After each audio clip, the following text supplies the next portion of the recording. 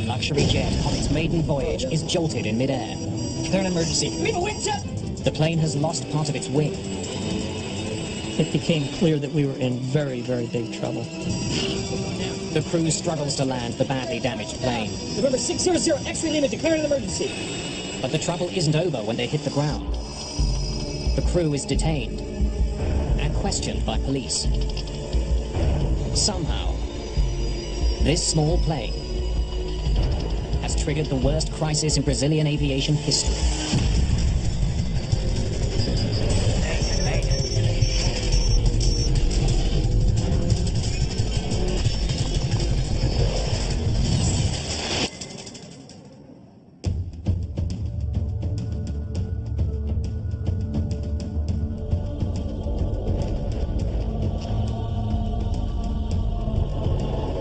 September the 29th, 2006, in São José dos Campos, Brazil. 3, 2, 1! It's a big day at Embraer headquarters. The Brazilian aviation firm has just sold a brand new private jet to XLR, a US charter company. The price tag, $25 million. It's a beautiful airplane, and there was a beautiful little ceremony that Embraer had in the hangar just before we got on the plane. And the guys from XLR were particularly proud. The Legacy is a modified regional jet. The cabin redesigned for comfort. It can seat up to 13 people. And in its first 4 years of service, Embraer has delivered almost 100 of these sleek business jets. XLR will use the jet to fly customers around the world. But first, the company has to get the plane up to the United States. Joseph Lepore and Jan Palladino will be at the controls for the jet's maiden voyage. They've been down in Brazil for a couple of weeks, getting familiar with the new plane. Joe Sharkey is a reporter for the New York Times. He's been offered a free ride home. We were delivering an airplane, basically, and my role was hitchhiker, and they kindly invited me along.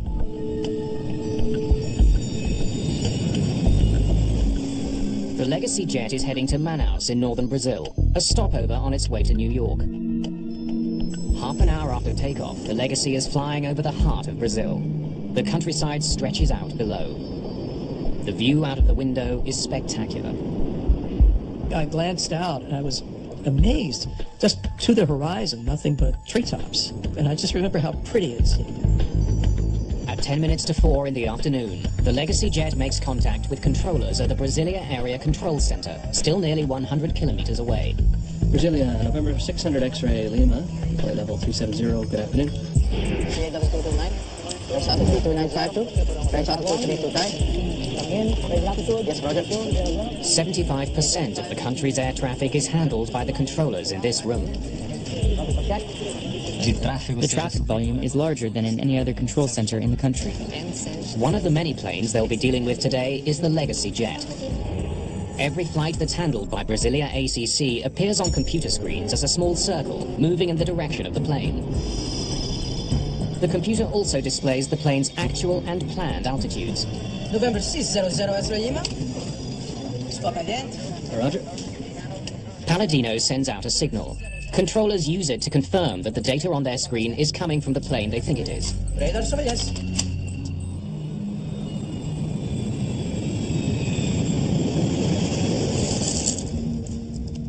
An hour later, the flight has settled into a familiar routine. Mood sort of settled down, everybody was working, and it was just a very, very calm and peaceful time. I was transcribing notes from one of the interviews from the Embraer tour. Brasilia, November 600 X-ray Lima. But in the cockpit, Palladino is having trouble getting back in touch with air traffic controllers in Brasilia. Brasilia, November 600 X-ray Lima. He can't raise controllers on the frequency he used almost an hour ago. He tries other channels. Brasilia, November 600 X-ray Lima.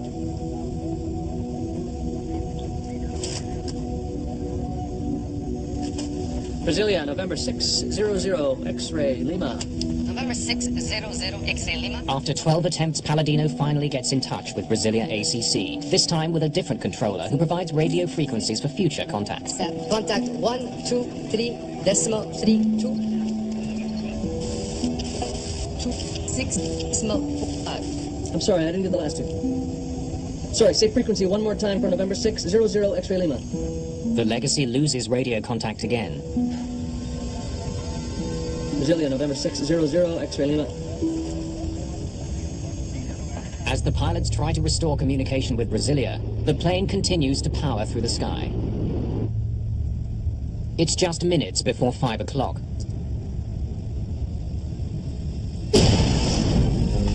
Suddenly there was the loudest bang I've ever heard in my life. The concussion itself seemed to affect every atom in my body. What the hell was that? Just fly the airplane, dude. They're an emergency. Sit down back there! No one's sure what's happened to the jet. But when Joe Sharkey looks out of the window, he's stunned by what he sees. The end of the wing was chopped off and it was serrated. It looked like it had been chewed off. It became clear that we were in very, very big trouble. XLR Vice President Ralph McHaley rushes to the window for a look at the damage. And I said to Ralph, how bad is it? And he looked at me and he said it's bad. With more experience flying this type of plane, co-pilot Palladino takes over control of the limping jet. Just let me fly the thing, dude. All right? We're descending, I'll get down. Okay, serious. The crew still can't make contact with controllers. November 600 X-ray Lima, declare an emergency. Do we have a wingtip? No! The entire tip of the Legacy's wing is breaking up. That affects airflow and is making the plane hard to control. Yeah, doing okay? As the plane begins to descend, passengers in the back are worried that the damaged wing is getting worse. Our main concern was that wing, but it had taken such a hit that the structural integrity of the wing was obviously in question. The leading edge was separating. With so much damage to the wing, the pilots can't turn sharply. Too much stress could rip the wing right off. We were in a position where we realized we were going to die. I thought of my wife, and I thought, well, okay, one thing I can do is I can write a note to my wife, which I did. I took out my reporter's notebook, and I wrote, a short note saying that I loved her, and just saying what I could. The Amazon is a bad place to have to land a plane. It's a dense jungle for as far as the eye can see. There's nothing down there but trees. And I thought, where are they going to put this airplane down? Just hours into its maiden voyage, the badly damaged jet is going down. Palladino and Lepore's flying will soon be analyzed and debated throughout Brazil. The verdict against them will be harsh. Please answer, November 600 X-ray Lima. The crew of the Legacy jet searches desperately for a place to land their crippled plane. Captain Joseph Lepore finds a small military base on his chart. November 600 X-ray Lima, we have an emergency. State your emergency. November 600 X-ray Lima, declare an emergency. We need to land at Sierra Bravo Charlie Charlie. Is that your airport? Affirmative. Do you know how long your runway is? 2600 meters. Stand by. 2600, that's good, right? 8,000 feet? Okay, we're coming in. We're declaring an emergency. This is November 600 X-ray Lima. Did you see something? Something hit us. 2,600 meters is more than long enough to land the Legacy, but the crew doesn't know how the plane will respond when it touches down. The canopy of green, there was a slash of brown. 2 miles away, I heard Joe say, there's an airport. Sierra Bravo, we see you. We're coming in. Finding an airport was a stroke of luck, but the crew's troubles are far from over. Now they have to get the damaged jet safely on the ground. Palladino and Lepore can't configure their plane for a routine landing. Hold it, let's dump the flaps at the top of the flare, right? So give me 9 on the flare. 9. Extending flaps increases the size of the wing. Since a bigger wing can generate more lift, pilots can slow down to land. Good? Yeah, okay. With all the damage they've sustained, the crew doesn't want to put too much pressure on their wing. They won't be able to extend their flaps until the last moment. They'll have to land faster than usual. Go on, sit down back there. When you land under those sort of circumstances, you're landing faster than you normally would. And you get a real appreciation of just how fast an airplane is actually moving, because you're coming down like gangbusters. I see these trees now, at ground level. Just sort of, it look almost like a movie with one of those moving backgrounds. And I'm thinking, I hope this runway doesn't run out. Yeah. Palladino hits the brakes hard. Good. Good. You got it. Hold it. Then finally the plane begins to slow.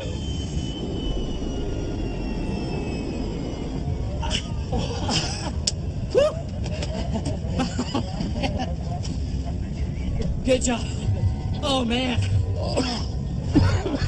And then finally we just did come to a halt. And there's that beautiful silence that occurs when the engines are shut down and everything was just quiet again.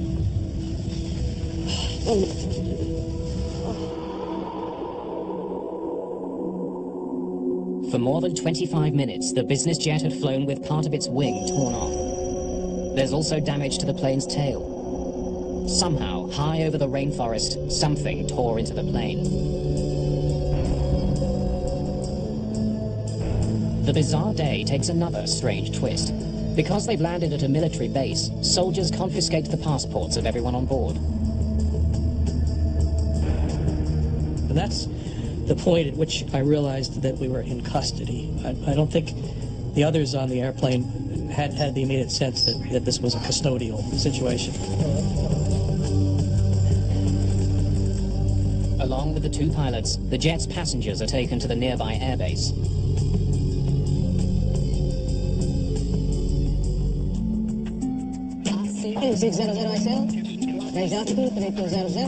The emergency on board the Legacy jet has thrown Brasilia ACC into turmoil. But it's not the only problem controllers there are facing.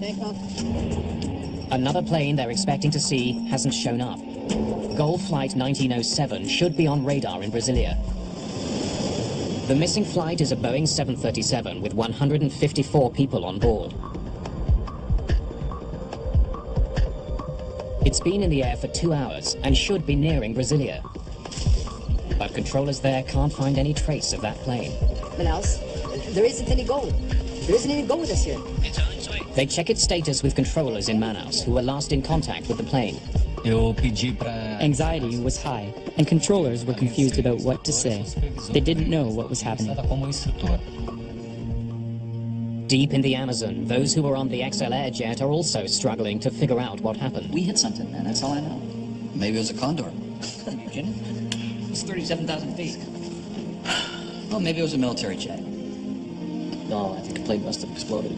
So hit the debris field. It would have been more impactful. As they're trying to piece together the day's strange events, the group gets some shocking news. A Gold flight has crashed. It's the plane that's been missing. I just heard the 737 went down in the Amazon right where we were.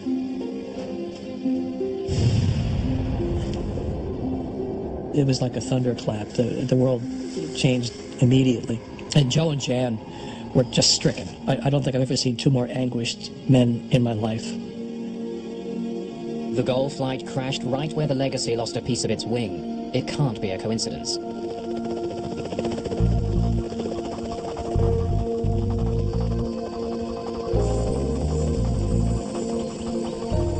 Approximately 100 kilometers from the military base, the wreckage of Gold Flight 1907 has been found.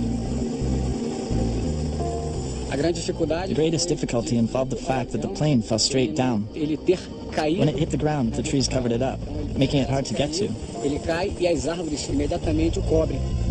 The shattered remains of the plane litter the jungle floor.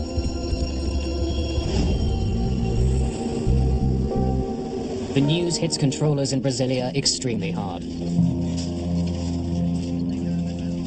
They had just realized that the worst thing that could happen in their control happened. People were crying. A lot of people had to be dragged out of the room. Things were not under control in the room. Over the next several days, troops pour over the scene of the Gold crash. The dense jungle slows their progress.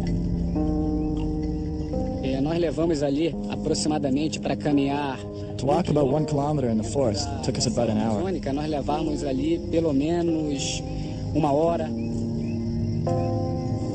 A makeshift helicopter landing pad is carved out of the jungle.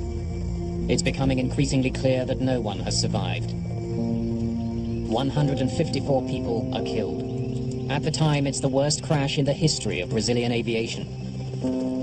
What had happened in the skies above the Amazon? Investigators face a mammoth job.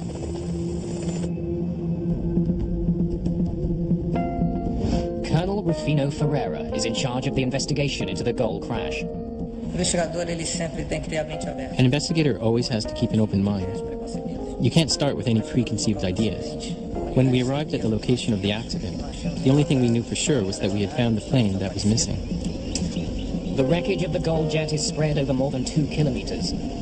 The widespread debris tells investigators that the plane ripped apart before crashing to the ground.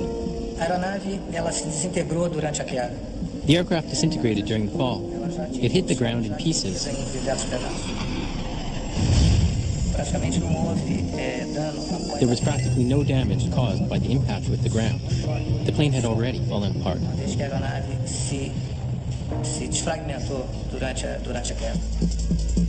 On October the 2nd, just 3 days after the crash, the plane's flight data recorder is found. Most of the cockpit voice recorder is also recovered, except for one critical part. In this accident, the impact was so strong that the module separated from the recorder. Modern voice recorders don't use tape. Conversations are recorded digitally onto a memory module. But that part of the Gol CVR has broken free. Without it, the rest of the cockpit voice recorder is useless. While the search for the module continues, Ferreira looks at the information from the 737's flight data recorder. He learns that the plane was flying at 37,000 feet. It was on course and flying level at its assigned altitude. Then, without warning, the plane pitched over and plummeted toward the ground. Whatever happened, it was sudden and catastrophic. The data recorder tells Ferreira that the plane spun 11 times before it hit the ground.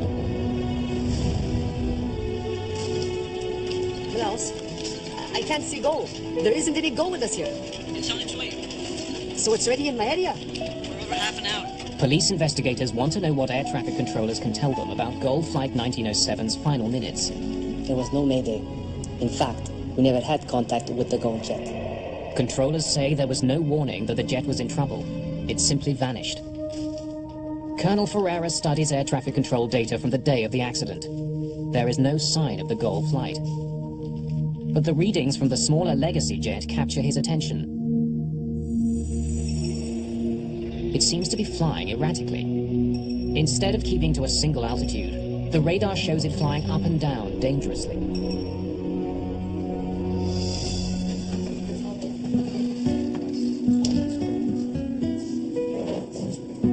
Perhaps the private jet pilots were testing out their new plane by climbing and descending quickly.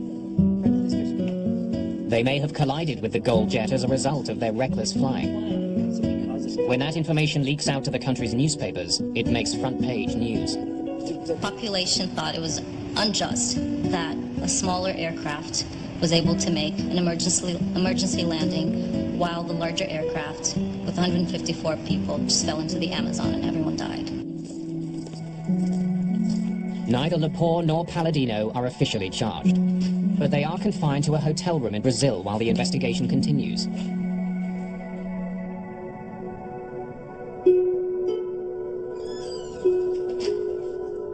Ferreira interviews the two pilots about what they did and what they saw. Look, we were proceeding northwest on course to Manaus at 37,000 feet. Okay, we were attempting to contact Brazilian control. Were you changing altitude? No.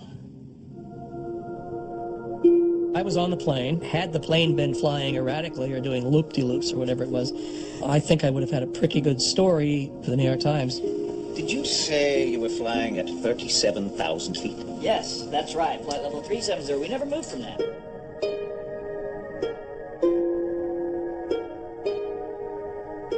When he reviews the information from the Legacy's flight data recorder, Ferreira confirms the pilot's story.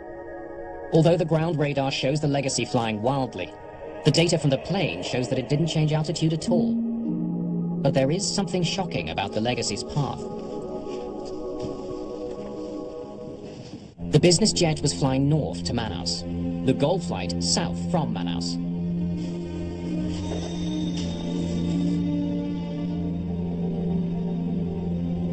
Ferreira can see that both planes were flying at the same altitude, 37,000 feet.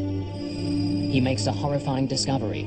For some reason, the two planes were on a collision course.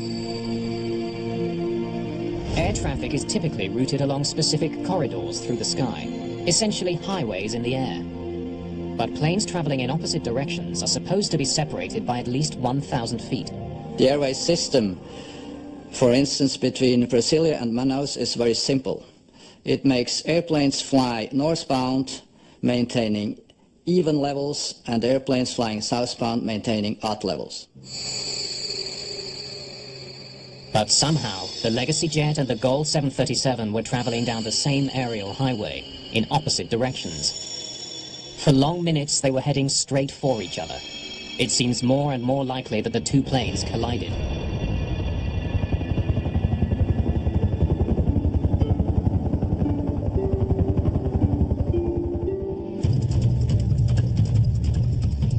At the crash site, workers find support for this incredible theory. The left wing of the Gold flight is recovered. Investigators discover that about halfway along the wing, it's sliced clean through. None of the other wreckage is sliced this way. The precise nature of the cut tells Ferreira that this is not damage that was caused by impact with the ground.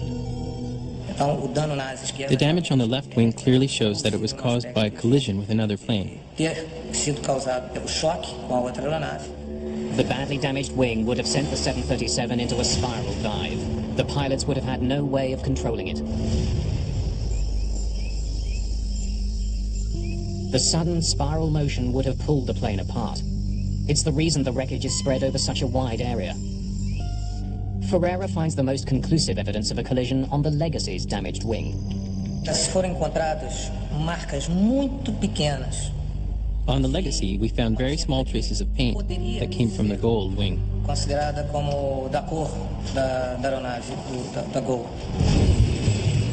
Together, the planes had a combined speed of 1,600 kilometers an hour. At that speed, the wingtip of the small jet easily sliced through the 737. Colonel Ferreira now understands what caused the Gold jet to crash, but he doesn't know why. How had the two jets ended up in the exact same airspace without anybody noticing?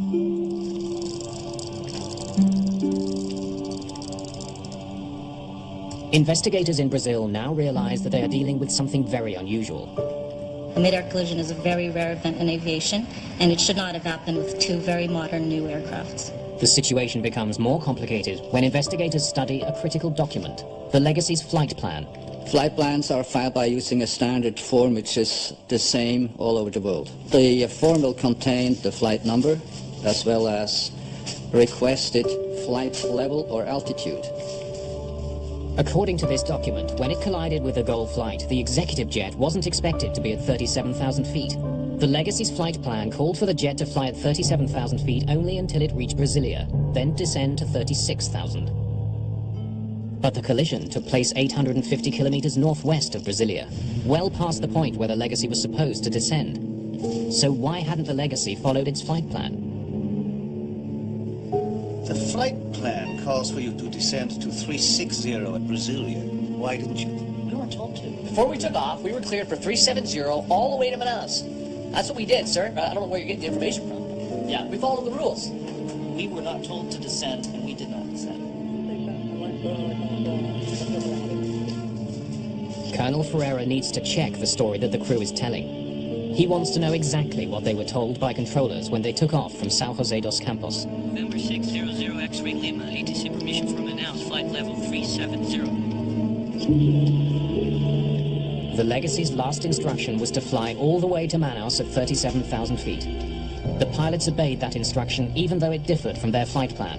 Air traffic control always can deviate from the flight plan because they have best knowledge of the actual traffic situation. Leaving Manaus, the Gold jet was also cleared to fly at 37,000 feet. Both planes were assigned the same altitude by controllers at opposite ends of the country. Once we were certain that both planes were flying at the same altitude, we knew for sure there would be a lot to investigate on the side of air traffic control. Ferreira turns his attention to conversations between controllers in Brasilia and the Legacy jet. The cockpit voice recorder from the Legacy gives investigators a remarkably detailed look into what happened on the private jet. The brand new Legacy jet has a state-of-the-art recorder that captures 2 hours of conversation. The CVR was probably the most important component in the investigation. November 600 X-ray. At 10 minutes to 4, the crew is told to change radio frequencies and get in touch with the controller monitoring their flight. Frequency 2125050. Decimal 1, I'm sorry, 12505, good day. Good day. At this point, the Legacy jet is approaching Brasilia, but the crew never receives any instructions regarding their altitude. Brasilia, November 600 X-ray Lima, level 370, good afternoon. November 600 X-ray Lima. When the Legacy overflew Brasilia at flight level 370, according to the flight plan, it should have been descending to 360, but air traffic controllers simply forgot to give the order to the Legacy to descend to 360. The pilots would have assumed they were meant to stay at 370, 37,000 feet. No airplane should ever change altitudes without receiving instructions from air traffic control. To discover why controllers didn't give that crucial instruction, Colonel Ferreira takes a closer look at the technology used to monitor the traffic over Brazil. So, can you call up the Legacy jet screen for us? Na tela radar, nós recebemos a informação. On the radar screen, we see the altitude, speed, and the transponder information of each plane. Nós chamamos que é o código transponder da aeronave para a identificação de cada aeronave. Each flight has an individual code assigned to it that helps controllers track it. Underneath that, there are two separate numbers. On the left, the plane's actual altitude. On the right, the altitude the plane is supposed to be at according to its flight plan. So here, the number changes to 360. As the Legacy jet passed over Brasilia, the number on the right, the planned altitude, changed. The computerized system automatically updated it. According to the flight plan, at this point, the plane was supposed to descend to 36,000 feet, 360. To my knowledge, only Brazilian air traffic control system is using this kind of design. In other parts of the world, this update has to be done manually. The computer changed a single number, which led to a critical error. Without much experience with the computerized system, the controller mistook the new planned altitude for the plane's actual altitude. Só que o sistema mudou automaticamente, mudando o nível autorizado para... The system changed it automatically from the authorized altitude to the planned altitude, which made the controller believe the Legacy was flying at 360. Quando o outro controlador veio assumir o serviço, ele passou para ele o nível que estava no plano de voo 360. Police investigators talk with the controller who was on duty when the number changed on the screen. Shortly after that, I went on break. Lucivando relieved me. He tells police about a critical mistake on his part. You have 5 aircraft. The Legacy is at 360. Before leaving, he handed his flights off to another controller, telling him where he thought the Legacy was flying. I believe it was at 360, and that's what I told you. When the new controller took over, the one being relieved gave him the Legacy's altitude information according to the flight plan, 360.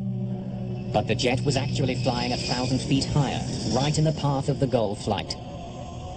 Colonel Ferreira studies transcripts of conversations on board the Legacy and finds that the crew was having their own difficulties during the flight.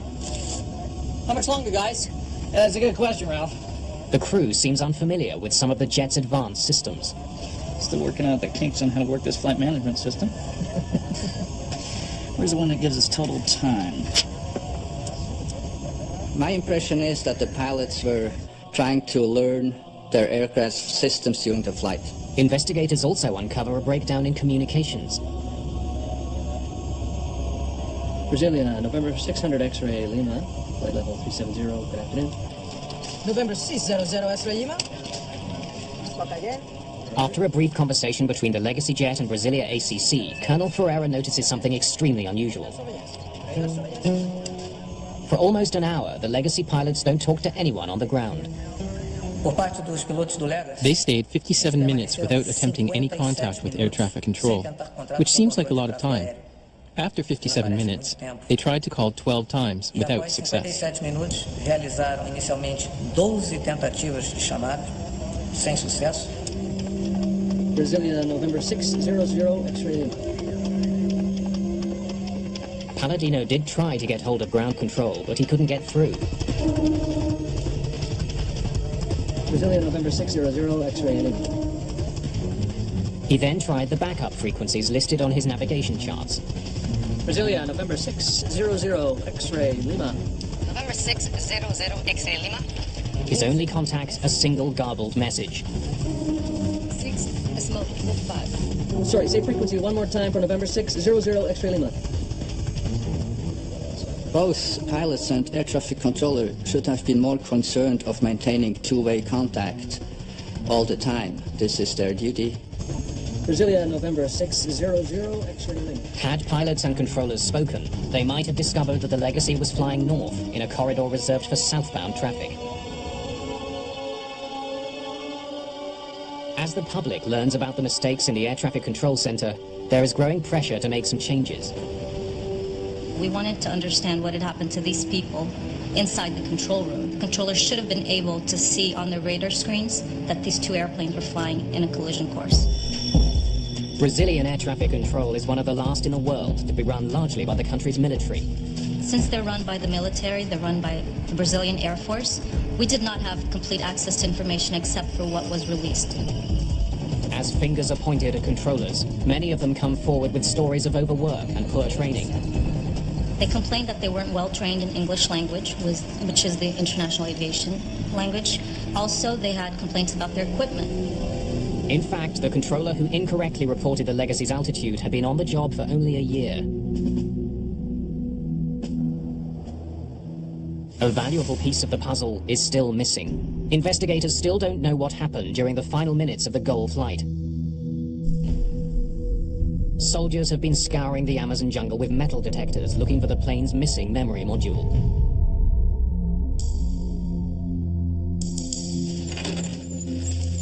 Almost a month after the crash, they find it.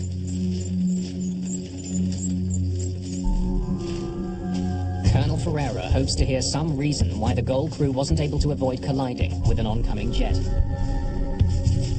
GOL 1907. Contact Brasilia. ACC on 125.2. A good flight.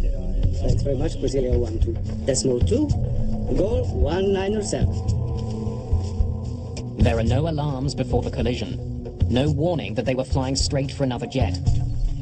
Pilots rely on air traffic controllers to keep other planes out of their path. They spend much of their time monitoring their instruments, not the skies ahead.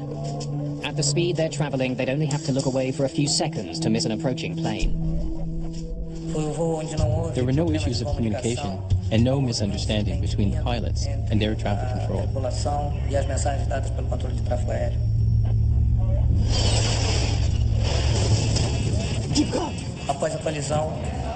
They had no idea what had just happened to their plane and fought until the end to regain control.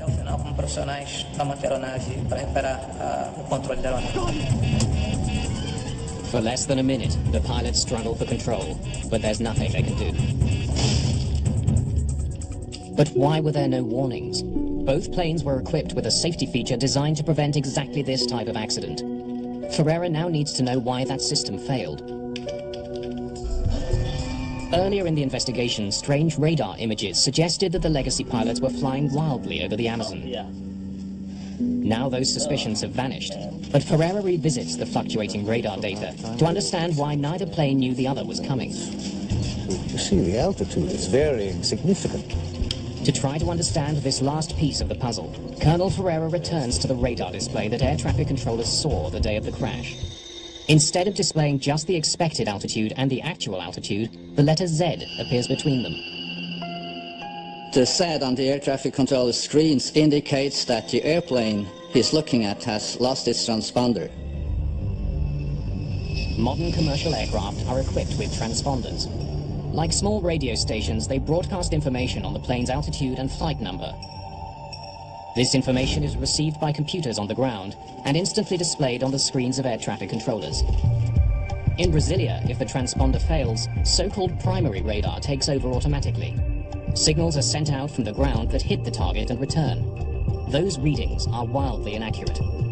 Primary radar only is a passive indication of anything that is flying through the airspace. The difference of the actual altitude in the primary radar system might differ several thousand feet.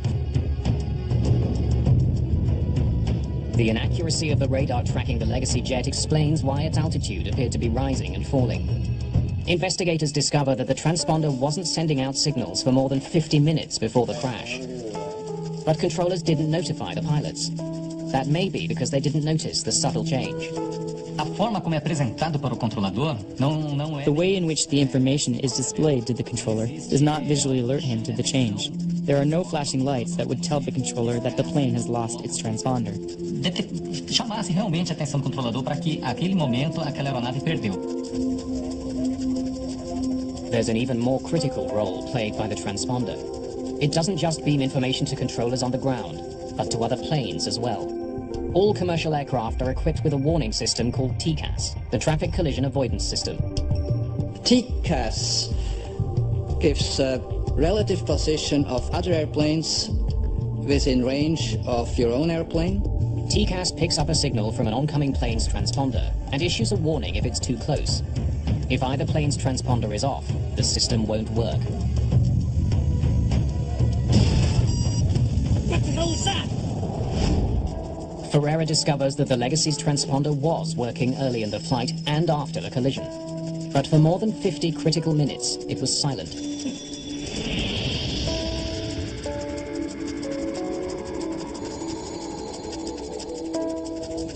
How had a state-of-the-art jet, just off the factory floor, developed problems with its transponder? Parada de funcionamento de transmissão do transponder. The failure of the transponder certainly contributed to this accident. Para a ocorrência do acidente. E nós tínhamos... And we had to find out what caused it to fail. Quem causou essa interrupção no funcionamento? Investigators examine the Legacy jet's transponder unit. They discover that the system which controls it had a troubled history. It had been installed on a different plane, but removed because it wasn't working. It was repaired and then placed on a jet that was sold to XLR. Investigators have the system tested. But even with its suspicious past, after the crash they can find no obvious problems with the plane's transponder.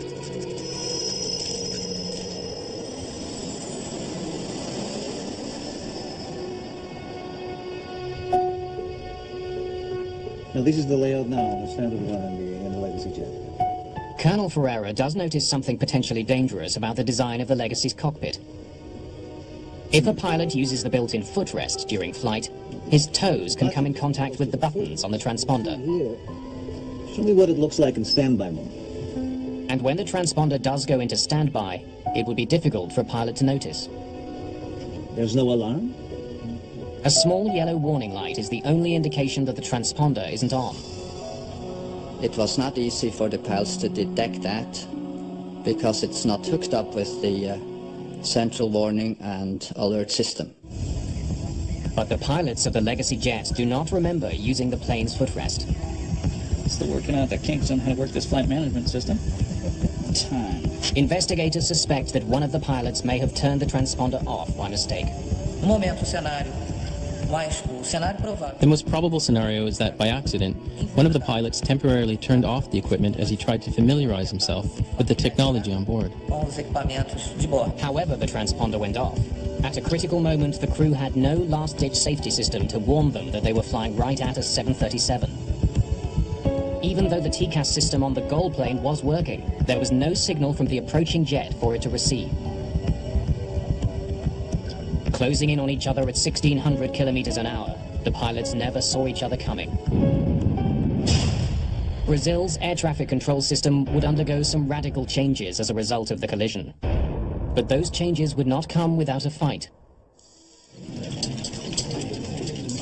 The investigation into the crash of Gol Flight 1907 has uncovered dangerous problems with Brazil's air traffic control system. Brasilia, November 600 X-ray, Lima, level 370, good afternoon. Two planes were assigned to fly at the same altitude in the same airspace. Overworked and inexperienced controllers in Brasilia neglected to instruct the Legacy jet to descend to 36,000 feet. You have 5 aircraft. The Legacy is at 367. Then they mistook the Legacy's planned altitude for its actual altitude. To make matters worse, the Legacy pilots, unfamiliar with Brazilian airspace, were unable to make contact with controllers on the ground.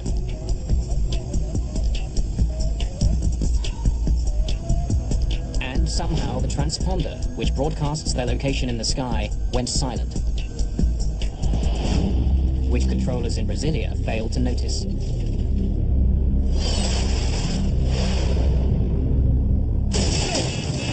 A